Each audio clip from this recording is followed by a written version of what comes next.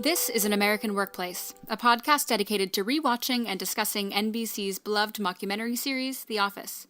My name is Katie White, and joining me as always is my good friend and co-host, Chad Hopkins. Hey, Chad. Hey, Katie, how's it going? It's going well. Excited to wrap up season 3 here. Long time coming, a lot of suspense and cliffhanger from the last episode, so I'm excited to get started. Me too. It's kind of a pretty big milestone. Well, I was about to say it's the first longer season. It's only one episode longer than season 2, but still, it's the end of another season. Hard to believe we've come this far already. And looking ahead at season 4, which is actually a shorter season, only 14 episodes. We'll be on season 5 before we even know it. It's kind of crazy to think about. Yeah, I'm sitting here looking at my DVD collection, and I have 4 pulled out already. It looks like we're halfway through-ish, so we're not quite, but it's coming quickly. Well, I don't think we have any introductions or things to set up or say or anything before we get started, so let's just go ahead and get started. So episode 34 of season 3 is The Job. It aired on May 19th, 2007, was directed by Ken Kwapis, and it was written by Paul Lieberstein and Michael Schur. Michael is interviewing for an open position at Dunder Mifflin Corporate, along with Jim and Karen. Thinking he's a shoo-in for the position, Michael has already promoted Dwight to his position as Scranton Regional Manager and sold his condo on eBay. And the newly inflated Jan has returned and made an offer that Michael apparently can't refuse. Jim and Karen discuss what should happen to them as a couple if one received the job over the other, and Dwight teams up with Pam to bring the Scranton branch up to snuff under the Schrute regime. Inflated in so many ways, Chad. Great use of word. Thank you. I was trying to think of the perfect word to nail it, and that's what came to me. That did it. Metaphorically for the characters and size-wise, it's kind of not even a supersize, it's sort of a double episode. But yeah, lots to talk about. Let's get started. A good place to start, as always, is Michael, I guess. Yeah, it's just ridiculous how he's literally put all of his eggs in one basket, and now he's hopped in a race car and just hit the gas, and there's a brick wall in front of him, and he should be able to see it, but he's ignoring it. And so everything's going to go to crap. It's sort of the metaphor that just immediately came to mind, because he's promoted Dwight, like I mentioned. He's sold his condo, like I mentioned. He is so overzealous and so overconfident. He just thinks there's no way. There's no one who has more experience than me. There's no one who's been around longer than I have. I've got this I got this in my pocket. It's mine. And that's just not the case, as we see throughout the episode. But it's just Michael, I don't know what has him so eager, but he is really eager.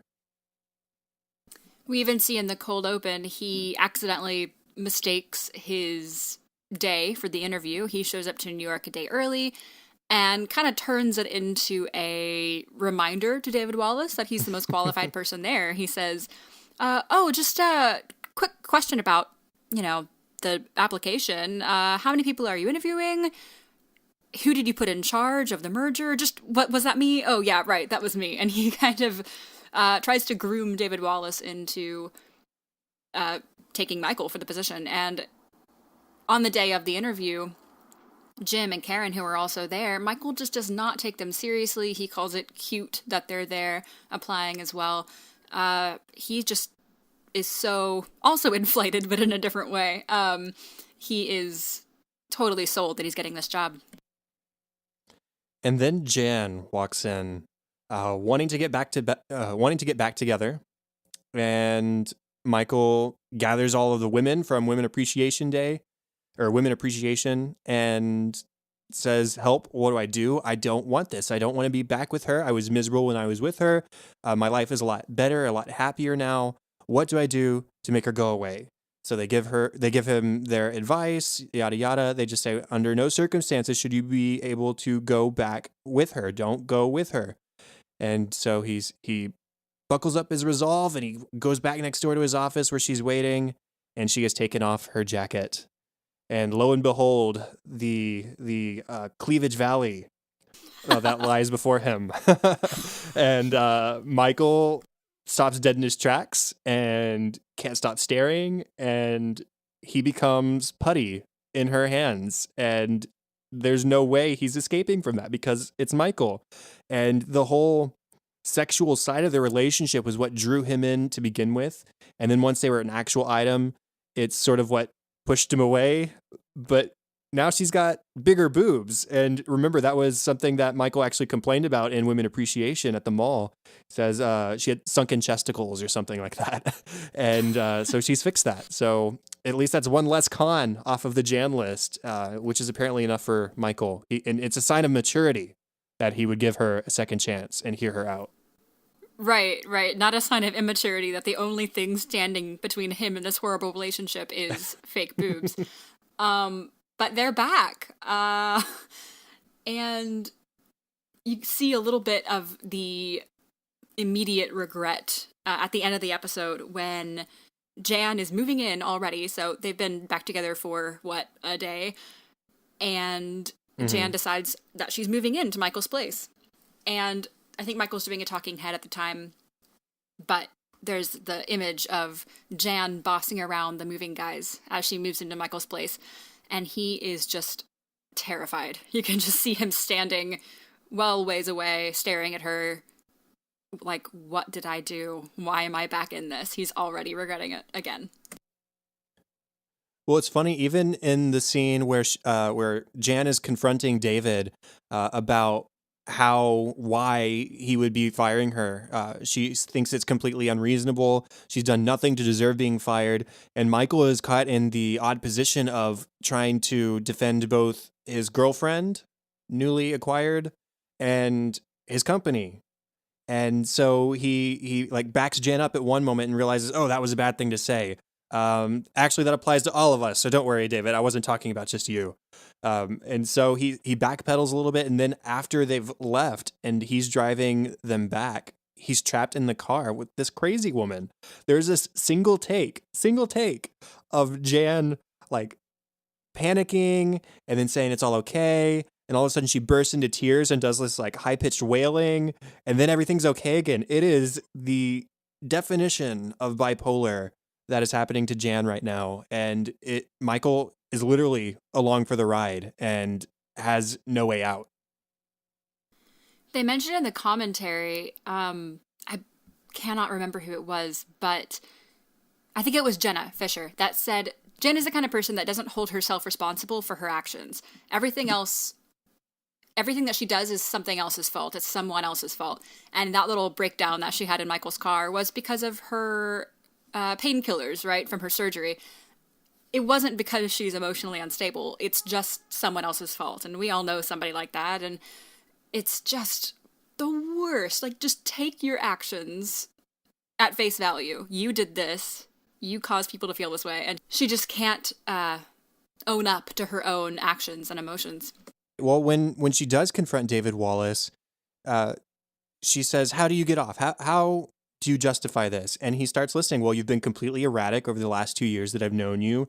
You smoke in your office, which, hey, that is not okay. I can almost guarantee that corporate offices in New York City do not allow smoking, but here she is doing it anyways. She spends all of her time online shopping. She is not the model of even what a bare minimum employee should be. And here she is in a corporate position. She has no justification for her actions.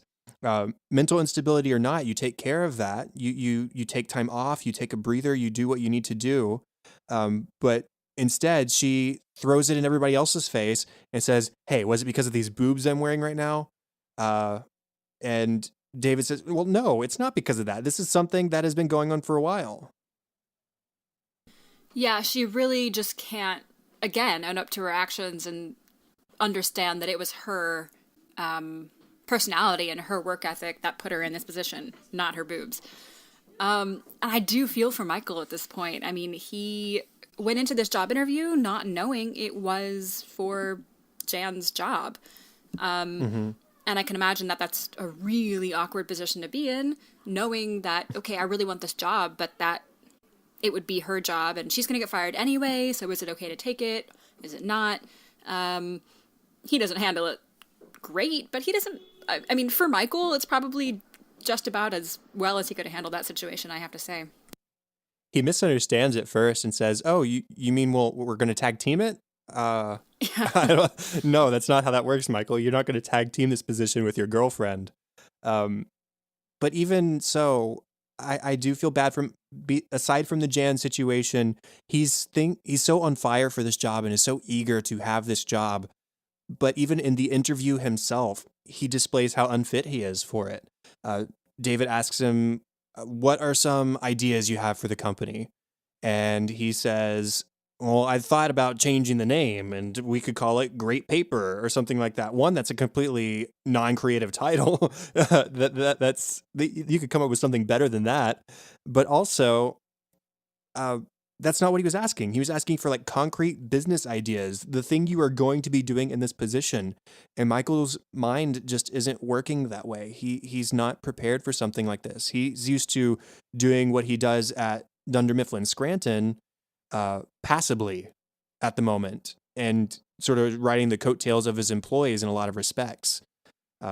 So it's sad for Michael on multiple levels, both with Jan and in his own expectations being smushed by himself.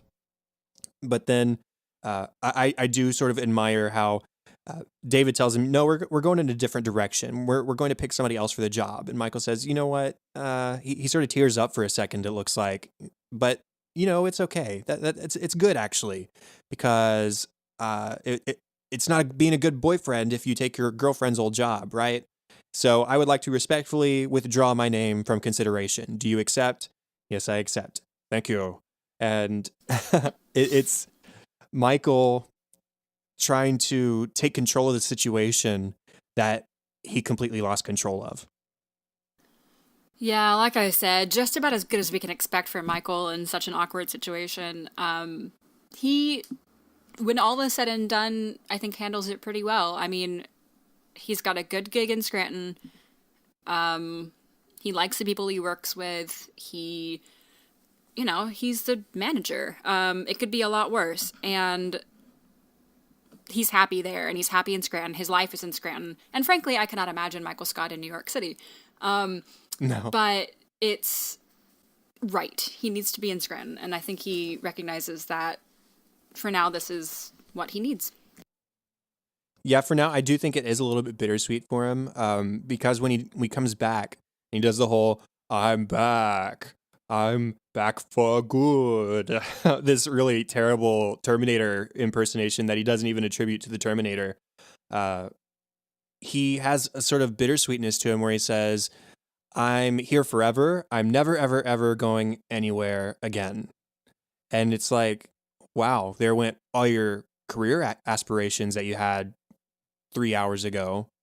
So I think he is, for the moment, settling a little bit. But I do think he genuinely likes his gig at Scranton and does like the people he works with. That's his driving force and driving motivation for the way he behaves 98% of the time, is putting on a show for these people he cares about. So I think he's glad he's back, but I also think, yeah, it kind of would have been nice if I'd gotten that job in New York, Yeah, he's bummed, but life is not perfect now either, because Jan is living with him, and we're going to get some more of that soon. The Jan waterfall of emotions is just now beginning, really. So, what a fun character. We've got a couple of big episodes coming up in season 4. There's one in particular around the episode 9 mark. If you people out there are following along, that'll be a good discussion when we get there. Now, Dwight, I love the moment when Michael gives Dwight the letter congratulating him as the new regional manager of Dunder Mifflin Scranton, and Dwight just completely breaks down. He weeps so openly, and it's really a tender moment, and then it turns funny because it goes on way too long, where Dwight is just sobbing And then Michael is just so uncomfortable. So those things paired together make a Tinder moment turn amusing. Plus, Michael congratulates him in the most insincere way. He's like, "Congratulations, a wipe. Don't screw the Right. pooch," or whatever he says. Um, which he always gives he always gives Dwight a hard time, but Dwight is no less flattered from the gesture. So he is regional manager for a day, and he makes a serious amount of changes in just that one day. Paints the office black. He changes the whole system regarding Schrute bucks. Now there's a whole reward system. He is taking away some of the more advanced paper selling techniques and really focusing more on how paper is made, which, okay, I mean, I guess you should know that. That's important, but that's not really what they're there to do. Totally different approach to Michael's reign. He is sort of power hungry, really. It's the realization of really what we've been seeing from Dwight since episode 1. Remember in episode 1, he was making suggestions about how there should be downsizing and how he'd fire all the people in order to increase productivity and stuff like that. He's been talking about this for a long time, all the way back to the coup at the beginning of season 2, where he actually went to Jan to try and take Michael's job. And here it is, Michael has given him his job. And so he immediately has a nameplate ready to slap on the door as soon as Michael walks out the door. And he does come up with the Schrute buck system, which is absurd. It's like fake money printed on full sheets of paper. Who's going to carry that around, Dwight? Who's going to display that? What are you going to do that? How are you going to store it? It's just ridiculous. And he's almost offended by the fact that people don't want to collect it. Stanley says, "I will give you 1,000,000 Stanley nickels if you never talk to me again." Dwight asks, "Well, what's the ratio of Stanley nickels to Schrute bucks?" And Stanley says, "I think the same as the ratio of unicorns to leprechauns." So he's making all these changes that he thinks are for the benefit of things, and he's comfortable with not being liked. But when things start not going his way, he does balk a little bit. Of course, he enlists a few people to help him out. So he holds interviews for his number 2 position. Andy is the only person that signs up, so I guess Andy gets the job. However, Dwight will be keeping himself as assistant regional manager, but he needs somebody, maybe a third person as well. So he enlists Pam to be his secret assistant to the regional manager. So when Dwight is kind of laying down the law with his new subordinates, Pam, really kind of for Jim, she kind of does this, because Jim told her, say yes to anything Dwight asks you, kind of plays along and is his, hard-ass, assistant. So she has some fun kind of teasing Dwight without him knowing it. When he first shares with Angela the information that he's the new regional manager, one, it's not face-to-face, as they're wont to do, because they can't at all, under any circumstances, publicize the fact that they're together, despite how much they care about each other.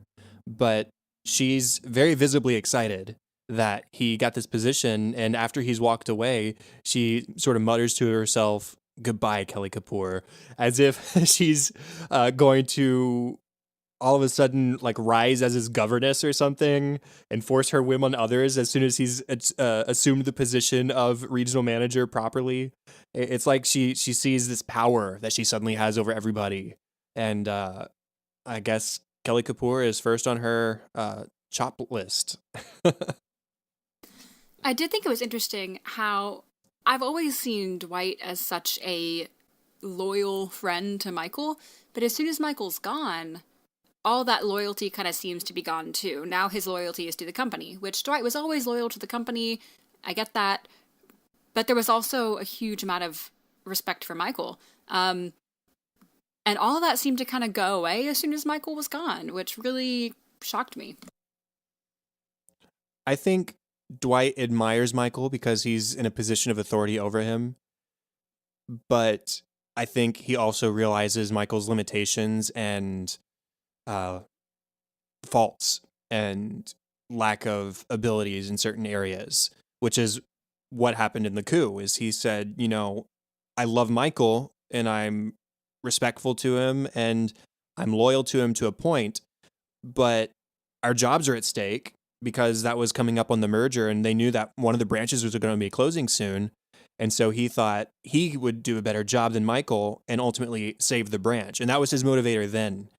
And so I think him sort of pushing Michael's ways aside is just recognition of the fact that Dwight's in charge now and he doesn't have to abide by anybody else's rules because they're his rules now. Does that make sense? Yeah, that does. Plus, he's always just been a bit power hungry, as you said earlier. So he's going to get, what he wants done when he's in charge. So whether that was Michael's intent or his wishes or not. You already mentioned Pam. She's still being bold in this episode, still speaking her mind. They do sort of resolve things regarding her speech at the beach in the last episode. We'll talk about the flashback here in a minute. But she approaches Karen and says, I'm not sorry about what I said. I'm only sorry that it sort of made you feel awkward. And Karen calls her a B word, which I don't really understand. I think Pam was being honest. I don't think she was being overly confrontatious. That's the word. Confrontational. Or anything like that. Confrontational. There it is. I'm making up Michael words. That's what I'm doing. But she's still staying true to her character at the end of last episode, which is good because I think it would have been easy for the writers to have had her go on this arc throughout season 3, reach the peak of it at the end of Beach Games, and then just sort of, okay, now Pam is Pam by the end of season 3 and going on. Instead, they kept her. She's still bold. They have other characters sort of tease her about it, about making speeches, about how they miss their friendships, all that kind of stuff. But she gets to sort of live vicariously in the same way Jim would have through the secret assistant to the regional manager position, using that "absolutely I do" line, speaks up for Dwight in the conference room. But yeah, I just like that Pam is still the same Pam that we saw at the end of Beach Games. Yeah, I agree that it would have been easy for the writers to say, like, okay, Pam had her outgoing moment. That's it, but I do like that they kept her, at least, for now, strong. I mean, now she's a stronger character than she was, and I think that they were ready to have some growth in Pam, because she was such a meek character before, and she still is. I mean, she's not loud or anything by any means, but it's nice to see her with a little bit more depth. But I feel so bad for her in this episode, especially at the beginning when everyone is really ragging on her about her speech. Kelly even calls it Patheticville. It's just, I don't know. Oscar even, who I always thought to be really, really kind, and he is kind, but he even says, hey, Pam, I really miss our friendship. I want to talk to you about something. And, she kind of laughs it off. She's a good sport, but a lot of people, and there's even more in the deleted scenes, are just ragging on her. I took it all in good-natured fun. Maybe that was just the way I read it versus you, but I didn't think there was anything malicious or anything that was tearing Pam down. I think they all respected her for it, and that's why they teased her, because they weren't used to Pam doing stuff like that. Yeah. So it was a step out of character for her. And so they're continuously bringing attention to it, but not necessarily in a I can't believe you did that kind of way. It's we like this new side of you. Now bear with us teasing you about it for a little bit before we move on kind of situation. That's the way I read it.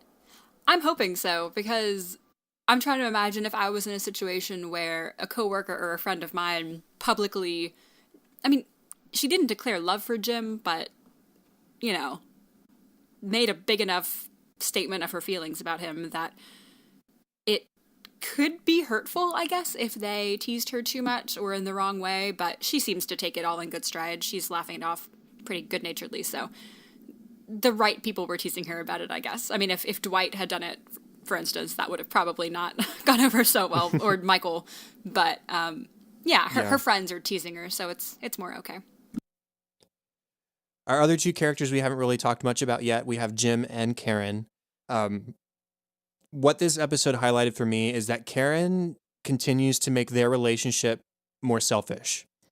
Not saying that I don't get it or that she's completely wrong, but small example. She has Jim go get a haircut so that he looked presentable rather than homeless. It's sort of insulting to him. Like, you looked homeless before, go do this. And then she jokes with him about how she's going to be the one to get the job, which, yeah, that's fairly innocent. They're going back and forth with each other. No big deal there.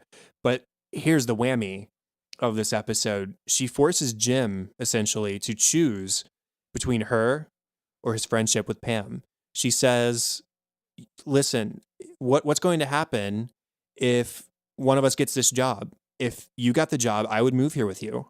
If I got the job, would you move here with me? And she points out, listen, there's one too many people in Scranton, and that's Pam. Very clearly, Pam. She says, we have no future there. So what Jim is having to try and figure out for the latter half of this episode is my relationship with Karen something that I want to pursue at the cost of giving up my friendship with Pam again? Because he's already gone through that once. And we've seen how close they are, love interest or not. That's a special friendship, and both of their lives would be the worse for the other not being in it. So I just don't like, I like Karen in a lot of ways, but I don't like how, as this season has progressed, she becomes more and more about her. And again, I get it sometimes. I do, because to know that your boyfriend had a pretty severe crush on another coworker who's still there, and now she's apparently reciprocating those feelings after the fact. I understand how uncomfortable that would make her and how uncertain of their future that would make her. But I think she just focuses too much on what she wants rather than considering what Jim wants from their relationship. Yeah, I totally agree. And I think a huge part of it for me is that we don't see really how serious Jim and Karen are. To me, a lot of the time, and maybe it's because we know Jim's feelings for Pam, but a lot of the time what I see is them joking around and them having a good time. We don't see them being romantic or them really being in love or whatever words they're using, if, you know, they just like each other, whatever. We don't see a lot of that.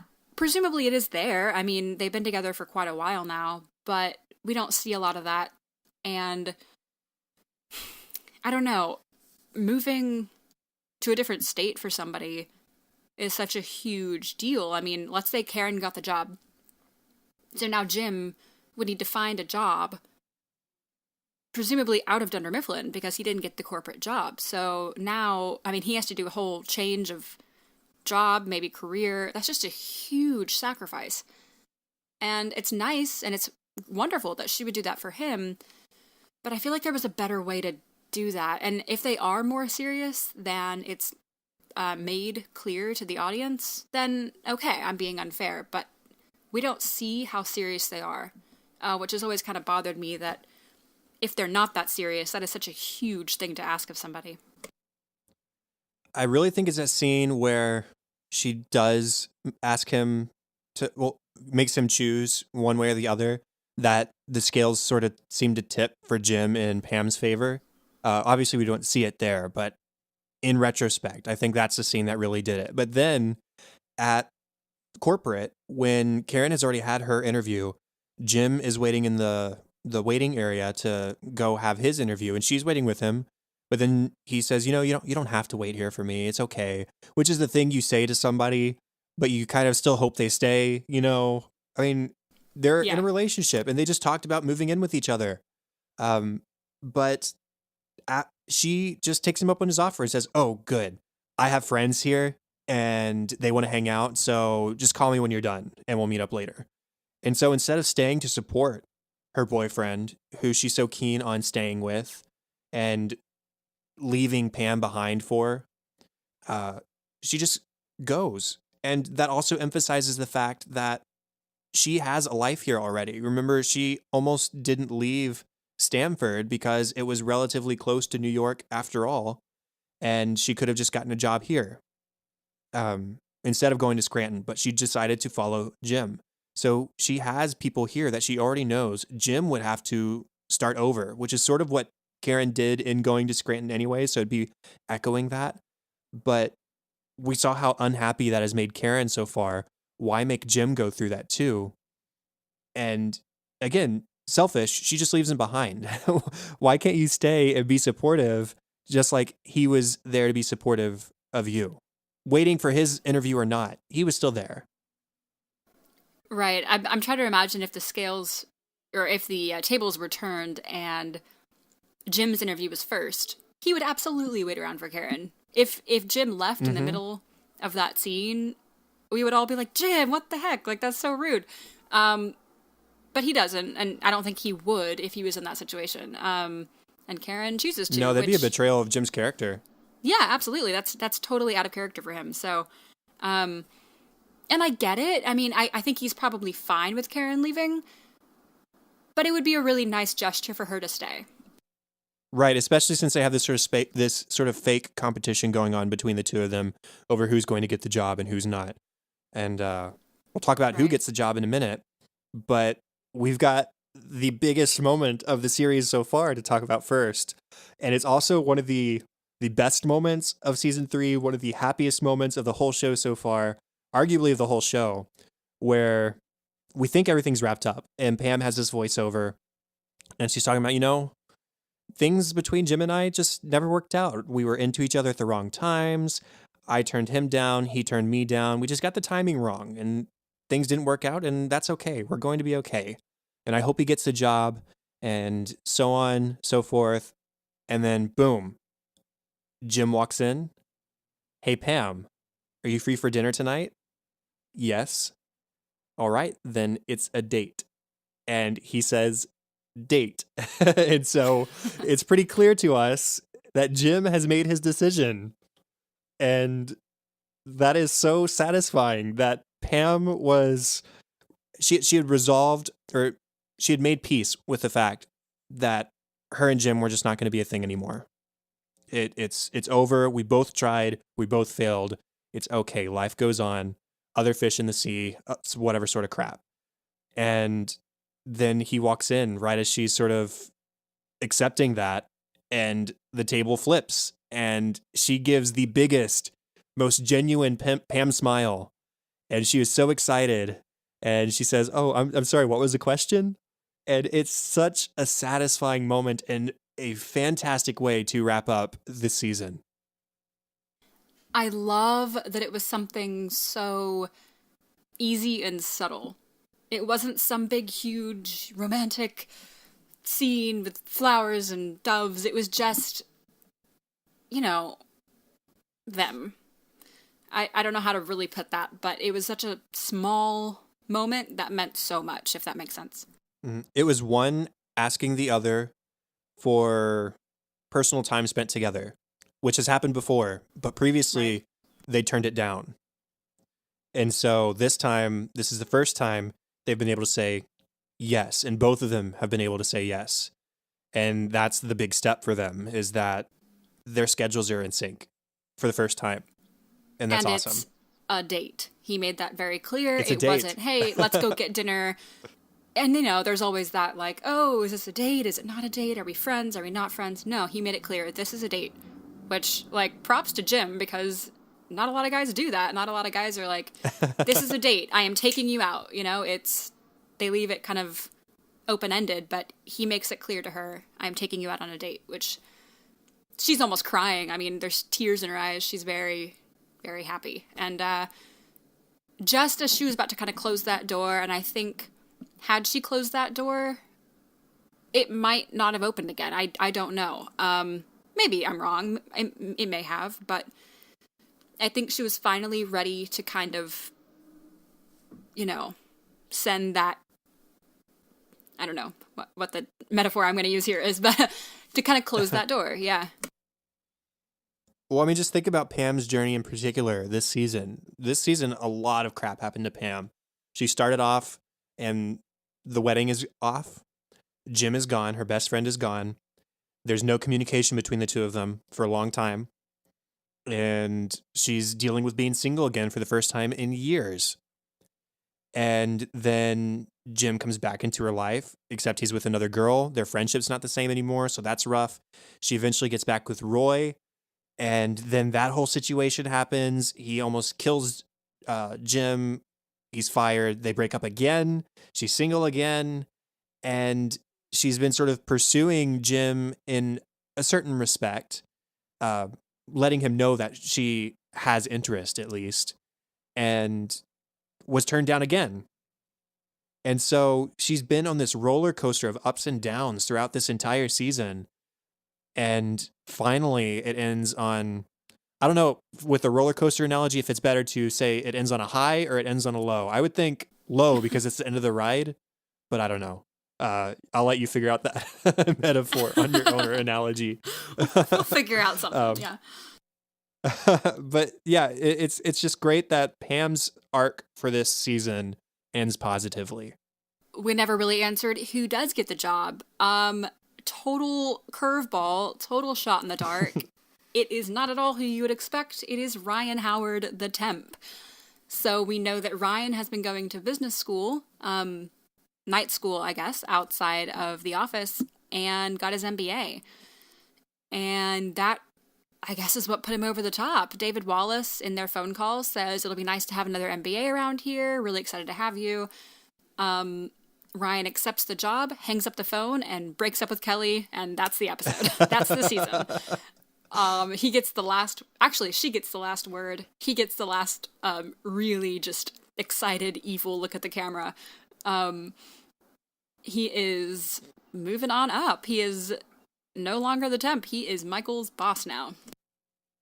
Yeah, it's going to be interesting to see what direction that goes in this next season, season 4, with Ryan sort of in charge. He's taking Jan's job, so yeah, he is Michael's boss now. Technically, he's no longer the little kid that Michael seems. That's gonna come out wrong. He's no longer the pretty boy that Michael seems to have had some sort of man crush on this entire time, or at least not in rank anymore. So, yeah, it is a curveball. It is completely out of left field, but it's funny that Ryan gets to end on sort of his high for the season, because he's been trying to find various opportunities this whole time to sort of ditch Kelly, and he was finally given that opportunity. He is not even hesitating. That's the first thing he does. I mean, she's right there, and Kelly, we're over. What? And season. Yeah, so we have a pretty quiet Ryan throughout 3 seasons. He's there, he's always in the background. He has a few big scenes, but we don't get a whole lot of him. About to get a bit more. He's definitely in charge now. So that'll be fun to discuss further when that time comes. Now let's go into funny moments, starting off with the cold open, I suppose. Michael has shown up in New York City a day early and is talking with David. We already talked about that scene, but what my favorite part about it is the ending of it, when he says, yeah, I've got this job made in the shade. All the other branch managers are morons. And then Pam picks up the phone. He's been dialing this whole time. And he says, hey, Pam, forgot what day the interview was. I'll be like 3 hours late. So right after he calls the other branch managers idiots, he admits to showing up for an interview in a city 3 hours away a day early. And so it's just a funny contrast. You might want to double check that. If you're making the trip for a big, huge job interview, you would think you might check your calendar. I love the scene where Kevin is trying to take it upon himself to figure out for Jim who is prettier, Pam or Karen. He was so taken aback, I guess, by Pam's speech at the lake, or at the beach, and really wants to help Jim out by deciding who's prettier. And so Jim is not taking him seriously at all. He can make his own decisions and choose his own partner, but Jim asks him to go ahead and figure that out and get back to him by the end of the day. He'd really like to know what Kevin thinks. Yeah, I really like that as well. How seriously Jim takes Kevin, and how seriously Yeah. Kevin takes his task. And Yes. that's one benefit of the deleted scenes for this episode is we get a couple more moments of Kevin sort of sneaking around Pam and trying to figure out exactly what the pros and cons between Pam and Karen are, so that he can finish this task for Jim. It's pretty funny. Um, the shot through the blinds of Michael's office of Michael just caressing Jan's breast is just absurd. And even in the commentary track, they say, I don't know how we got away with this on network TV, but they did. And it's just, he's sitting there and he's holding them or doing whatever with them. I don't know.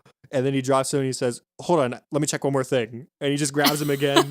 It's so ridiculous. I mean, come on, Michael. And then when they finish, quote unquote, finish whatever they were doing, they straighten their shirts and they go and they open the blinds back up and walk out. It's just so absurd, but it makes me chuckle. As if everyone in the office didn't know what was going on. Right, and why they're together again. That was pretty clear. Yeah, right. In fact, when we didn't mention this little bit in the episode discussion, but when Jan leaves Michael's office after taking her coat off for the first time, Pam just goes, "Oh my God," out loud.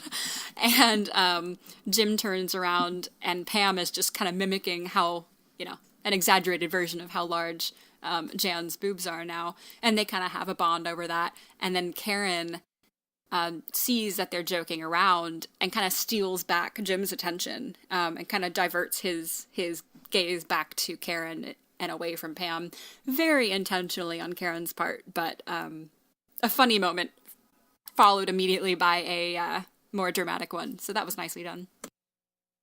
Now, Dwight has a fantasy, apparently, where I'm gonna read Jim's quote to sum this up. So, in your wildest fantasy, you are in hell, and you are co-running a bed and breakfast with the devil. To which Dwight's response is, I haven't told you my salary yet. $80,000 a year. Come on, Dwight. You're going to cap off at 80,000. Come on. It's a fantasy. You can have as much as you want. More than it's Dwight. It kind of makes me frustrated just because he's so absurd. Yeah, add another zero. Make it 800. I mean, come on. 80,000. Ugh. I mean, yeah, that'd be nice, but like it is his dream job, and he's totally okay with this. And Jim kind of mocks him and is like, "That's really in your wildest fantasy." And Dwight's just like, "Yep, that sounds great." Wow. I did Google, or rather put into my search bar, www.creedthoughts.gov.www/creedthoughts. Unfortunately, of course, that is an inactive link. But Ryan does say that he had set up a Word document for Creed because Creed wanted to start a blog. And Ryan goes in every once in a while and checks it and said that even for the internet, it is pretty disturbing. I had thought that there was an active link somewhere of Creed Thoughts, but I couldn't find it. Yeah. If anybody finds that, let us know. I think there was at some point, but I'm not seeing it either. There's creedbratton.com right now, but I think that's for the actual actor musician who tours around and stuff. I thought there was one, but there was at some point, I'm pretty sure. Yeah. They made a lot of those sort of novelty websites for TV shows. Right.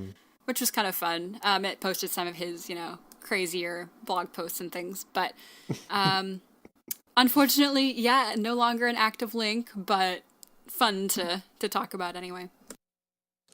Yeah, it's just so funny that Ryan felt the need to sort of save the world from Creed's thoughts by giving him a Word document with a URL at the top, and Creed is clueless enough that he just types into this document.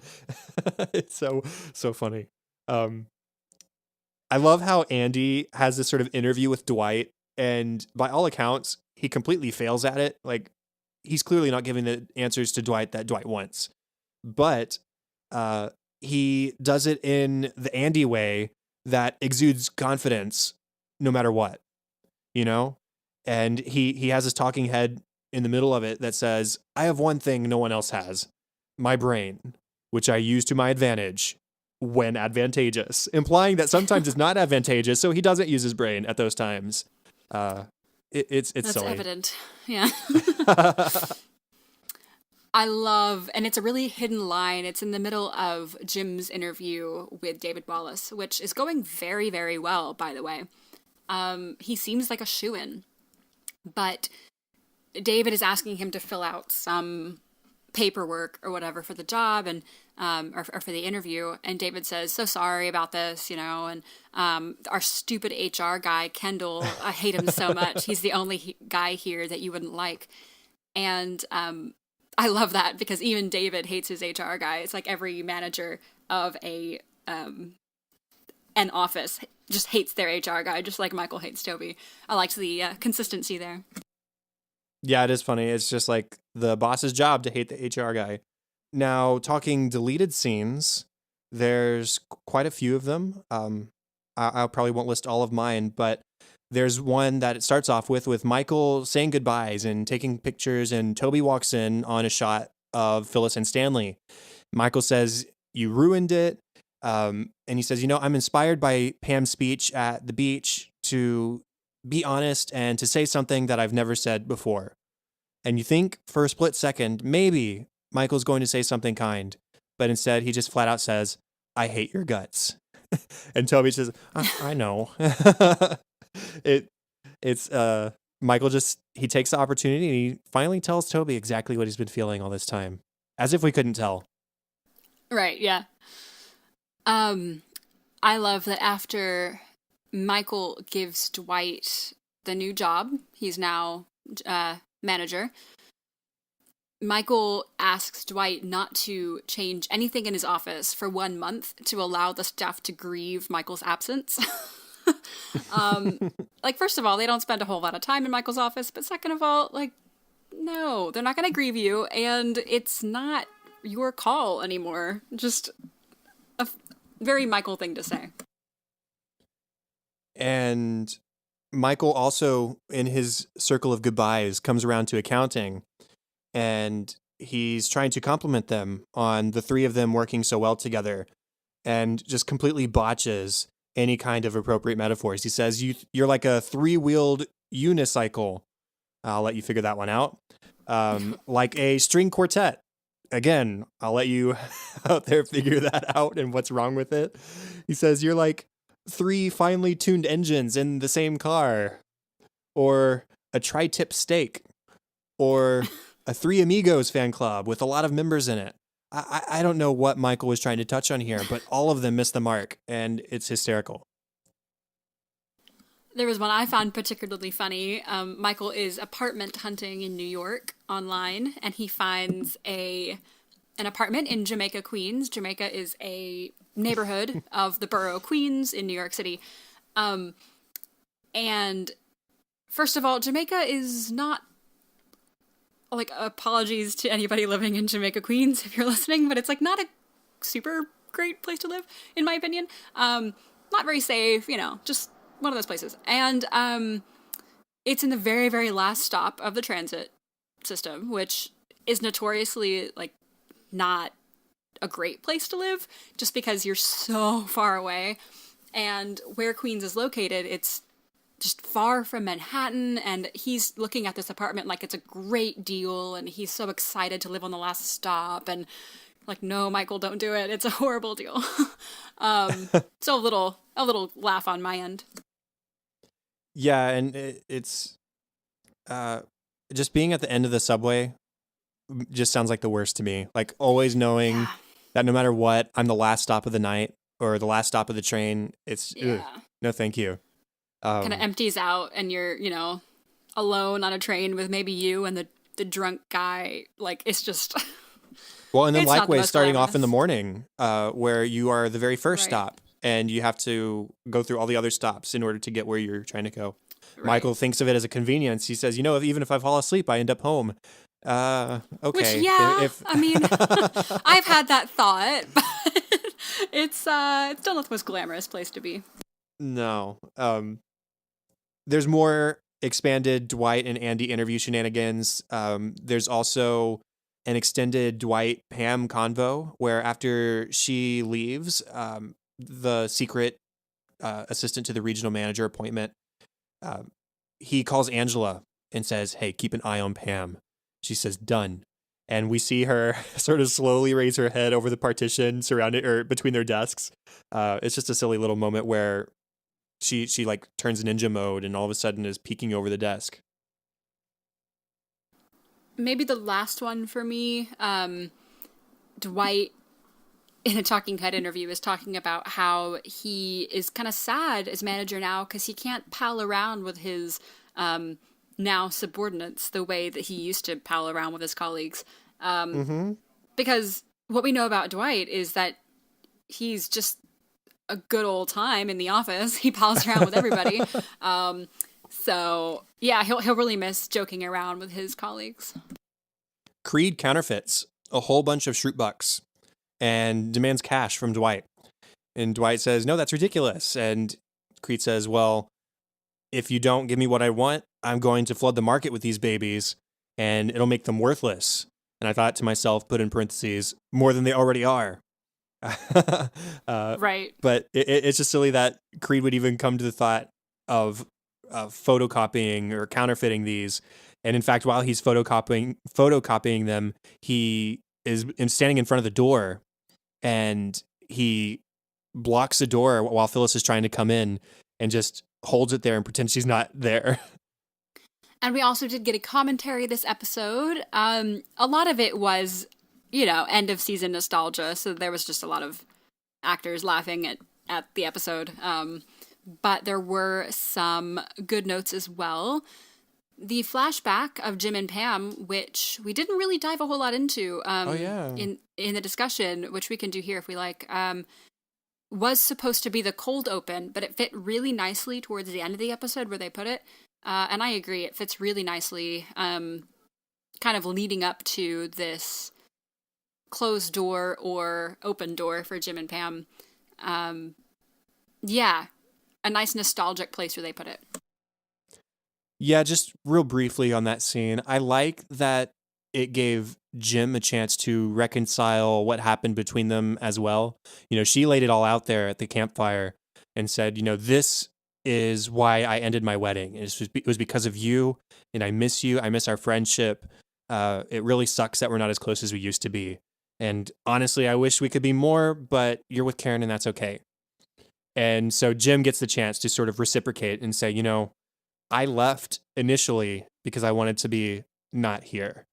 And just admitting to each other that the reasons they did what they did was because of feelings for the other person not being reciprocated or not in the way that they wanted them to. So I just like that they had that moment of closure in a way. Like if they hadn't gone out on a date at the end of this episode and we had just gotten that resolution, that resolve in the flashback at the beach, then I think that would have been okay. I mean, I still wouldn't have been happy with Jim picking Karen over Pam, but I would have understood. I would have understood because they would have had that moment to meet each other eye to eye and tell each other exactly what happened between the two of them and why they're not going on. On a totally different note, the commentary brought to light that, well, first of all, there were a lot of kind of inappropriate moments in this episode that they were surprised to be able to keep in. One of which was Meredith's talking head, where she said that men tend to be more attracted to the back of you than to the front. And NBC actually said, whatever you do, keep that in. It's too funny to cut. So they really kind of fought for The Office at that point and insisted that they keep something a little bit more raunchy in just because it was really funny. The original cut of the episode was actually an hour and 12 minutes long versus the final cut's 42. And then the deleted scenes went up to 12 or 13. So 55 minutes. There's still another 15 to 20 minutes out there floating around. I would be interested to see what else didn't make either of the cuts. Yes, NBC, release it, please. But Ken Kwapis, the director, also briefly talked about how he liked to try to get people to tell a story with their reactions. Jenna Fischer pointed out that, this is a really big reaction heavy episode of like characters in the background reacting to something in the foreground, which is sort of a staple of The Office anyways, but apparently it's one of Ken Kwapis's sort of trademarks, and he is a regular director for the show. But then I also thought it was interesting that Jenna Fischer said that she recorded all of her talking heads, or at least the bulk of them for this episode, in one day, and she would just change out her outfits as appropriate, which was pretty funny. When Karen and Jim are in New York filming, a few things. First of all, the actors used pretty much all of their own clothing, which is unusual and kind of neat. And then, of course, as we mentioned before, whenever they do anything on location, they've gotten enough fame at this point that basically don't talk to them too long on set, or else people kind of realize what's going on, that they're filming. And then there was this one scene, really short, but when they're in New York and they're in the restaurant and it's shot from across the street or from outside the window of the restaurant, and you just see Jim and Karen drinking wine. Because that was shot from outside the restaurant, they didn't rent out that restaurant. Those aren't extras or actors. Those are just real people. And they just had to go in there, buy a glass of wine, sit down and talk to each other and just actually have a glass of wine together because they didn't rent out the whole restaurant.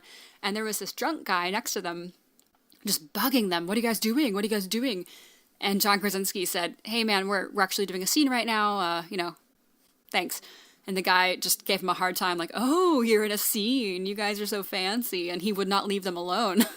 And so the whole time they were just trying to rush through it so that this drunk guy would stop bugging them. The last commentary bit for me, at least, you might have a few more, but Melora Hardin, Jan Levinson, reveals that her dropping the box on her way out of Dunder Mifflin was a complete accident. And when that happened, they obviously all stayed in character, except she didn't. And she just bent her head over and was looking face down and laughing her head off as they were trying to pick her stuff up. So that was a fun little tidbit. We talked in the past about how it's amusing to know when characters or actors break character on camera, and sometimes we don't catch it unless we know. And now in the future, when we go back and rewatch this episode, we're going to know that Melora Hardin is breaking character as she's picking up this stuff from this box that toppled mistakenly. You'll never unsee it. Yeah, it'll be there forever. Last one worth mentioning for me, which I just always like to talk about, the special tricks that these actors have. I think we mentioned it before, but John Krasinski does a lot of great impressions of people, especially on the production side of The Office. And so they talk about him doing Ken and I think a few others as well, which is just kind of fun. I wish there was a video or something out there, but yeah, a pretty good commentary. A lot of people in this commentary, and it being a special one because it wraps up season 3. Now, what about our discussion topic for this episode? So, with the job, we know Ryan got the job. We know Michael kind of didn't get it / withdrew his name. Karen and Jim didn't get it, although their interviews went very well, it seemed. Especially Jim's. What do you think went down in the room or later? Because it seemed like Jim was going to get the job. So what do you think happened? I don't know. I think that it was going really, really well. And there's obviously a rapport between David and Jim. Back in Cocktails just a few episodes ago, they played basketball together at David's house during this party that they both found a drag. And so they'd already become friends in certain respects, or they got along well with each other, and the interview was going pretty well. But then I think Jim got distracted and he wasn't giving as good of answers. He's still a likable guy though, so I don't think it really would have ruined his chances. But I don't know. I think he was on track for sure to get the job, possibly. But I don't know if that ended with him getting it offered to him and him turning it down, or I could also just see Jim sort of pausing and saying, look, David, I'm sorry, but something's come up. I can't have the job.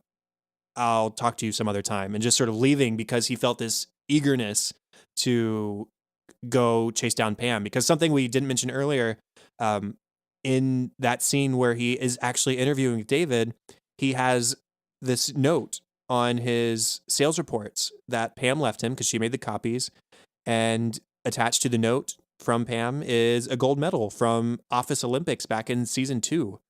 Uh, so a tender memory between the two of them, and I think that's sort of the final straw where Jim says, "Okay, I pick Pam." And so like I said, long story short, I wouldn't have been surprised if Jim just sort of stood up and said, "Listen, I've got to take care of something. Give the job to Karen," or something like that, and that been it. I agree with you on most respects. I think, here's my theory. I think Jim was offered the job and turned it down for a couple of reasons. I think David was speaking to him in a lot of like present and future tenses. He said, Kendall's the only guy who you are not going to like, stuff like that, as if he already had the job. He was filling out paperwork from HR, which seemed pretty final. I don't know what the paperwork was, but he was just joking around with him and speaking to him in a way like he got the job. That was just my impression. And then David also frames Ryan's offer on the phone with, "I know we left the other day with some uncertainty, but after some more thought, basically, I'd love to be able to offer you the job." Which makes me feel like he was gonna, like Ryan was his runner-up. That John, that Jim was who it was. He was gonna hire Jim, but that didn't end up working out. And something else I wanted to mention about his interview, while he was waiting, you hear the receptionist say, "Dunder Mifflin, this is Grace." And Jim kind of looks up at her, expecting, Dunder Mifflin, this is Pam, and it kind of messes with him. And then on top of, so there's that, and then he gets Pam's note and the medal, and the note was just friendly. It was just saying, "Good luck." I forget what the exact words were, but it was something like, "Don't forget us when you're famous." It was some, funny little well wish like that. And it just took him totally out of the interview. And I think he either turned it down in the room or got a call and turned it down later. But I think as soon as he saw that, I agree with you, he was out. So that's season 3, everybody. There was some additional material on the final disc of the set. There was the full Lazy Scranton video from back at The Merger, I believe, is the episode we saw that. There was also a clip from the 58th Annual Emmy Awards hosted by Conan O'Brien. We established in previous episodes through commentary that Conan O'Brien and Greg Daniels, the showrunner, were actually like old college roommates or something at some point. And so it made sense that Conan would make an appearance on The Office. And the clip is basically him dropping down from the ceiling over Dwight's desk. Dwight thinks it's a prank from Jim. Jim says, "No, I did not have Conan O'Brien drop down from the ceiling as a prank to you, Dwight." It's absurd. It catches everybody off guard. And then the best part about it for me is that Conan gets his own talking head. I just think that's so perfect. Right. And of course, he's got a little crush on Pam. So, of course, because he doesn't in The Office. And then he even kind of pokes some fun at The Office, saying, "I could see, if I stuck around, I could see having like 5 or 6 seasons of Will They, Won't They, where it ultimately leads nowhere." He just kind of pokes some fun at the way that The Office has held Jim and Pam's relationship, which is kind of fun. But yeah, that was a neat little unexpected excerpt. There was also a blooper reel, which, like most blooper reels, kind of hard to talk about. A lot of actors just breaking character and, flubbing lines and laughing about it. But there were some funny things worth mentioning. Ed Helms, who plays Andy Bernard, kept calling Jim Andy, or kept calling John Krasinski Andy. He's supposed to be Jim. Because it was like his first or second episode, I think. It was back when he was still at Stanford. And he just got his name and Jim's name confused. Jenna kept sneezing in the middle of just many scenes. She just kept sneezing. I guess she's a big sneezer, which was kind of funny. In Women's Appreciation, we heard that in the commentary for that Dwight could not get through. Sorry, that Rainn Wilson could not get through the little monologue where he talks about shedding more light on the penises. That he just would die laughing in the middle of all of that, and we saw some of those takes.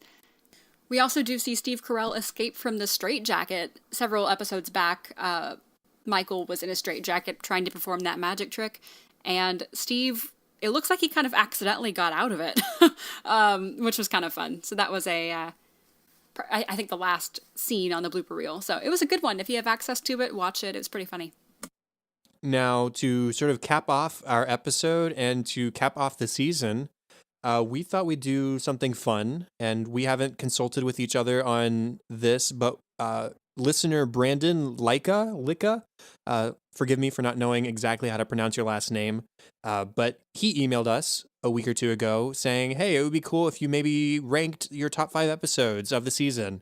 We thought, hey, that's a good idea to sort of end things off. So we're going to start with number 5 and then take turns counting down to 1.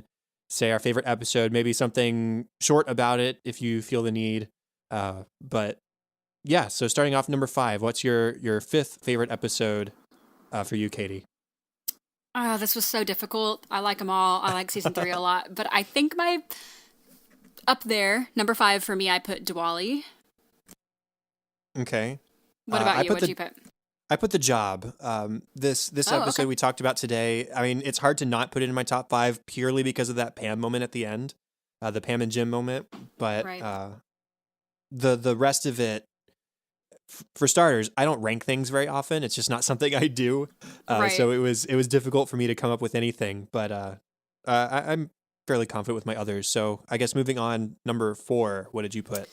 Number 4, I put The Coup, which was probably a surprising choice. I don't think it's the most popular episode, but I really love that Dwight-Michael relationship. I think it's so funny, especially just Dwight's groveling in that episode, which is a little disturbing, but pretty funny as well. Yeah, this list may not hold tomorrow, but today, that's my 4th favorite in the season. What about you? Mine was Gay Witch Hunt, the premiere episode of the season. That's a classic of The Office, period. And so it had to make a way onto my list somewhere. Number 3 for me is Safety Training. I just love everything with Michael up on the roof, from the silly Dwight, you ignorant slut, to the serious. I just think it's a really well done episode. And you'll see several of my top 5, most of my top 5 actually, are taking place outside the office. I love when they leave the office.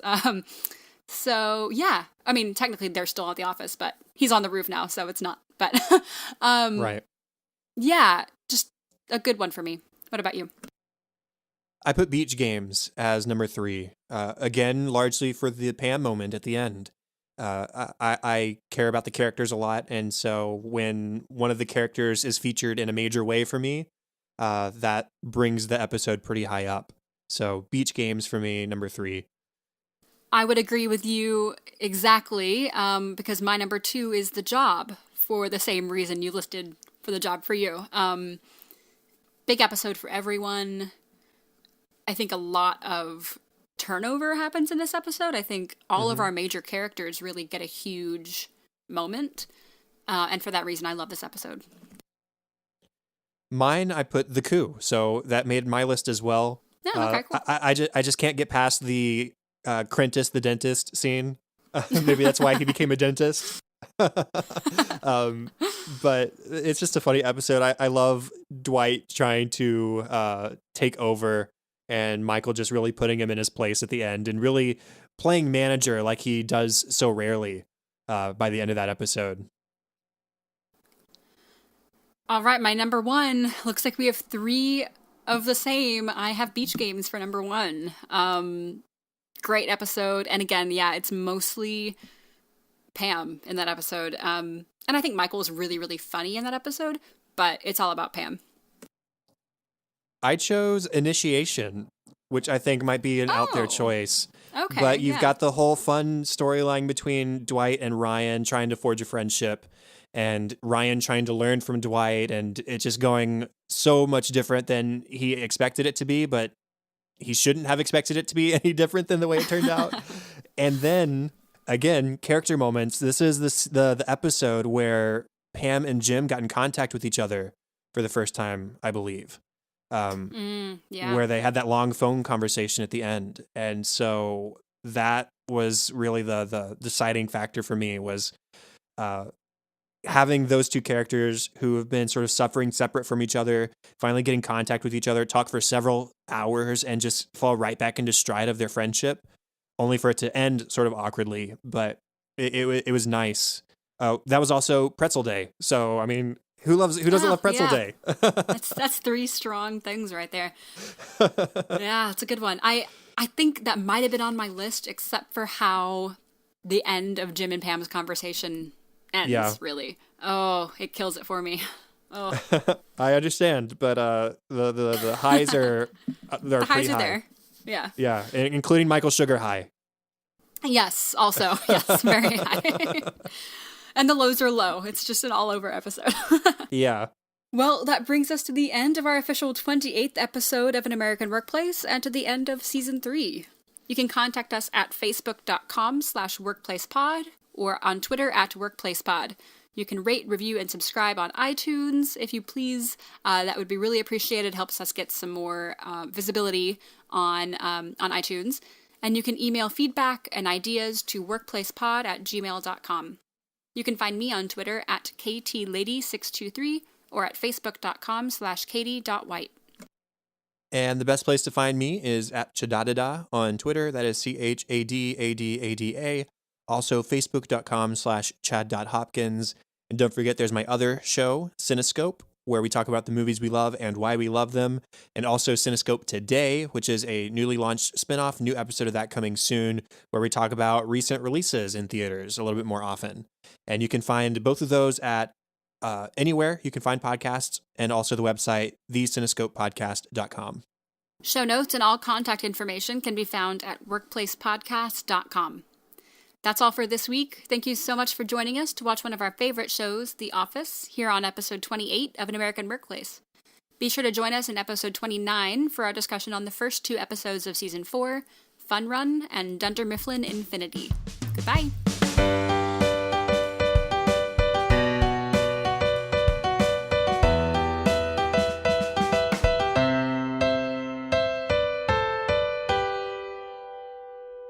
So that's season 4, everybody.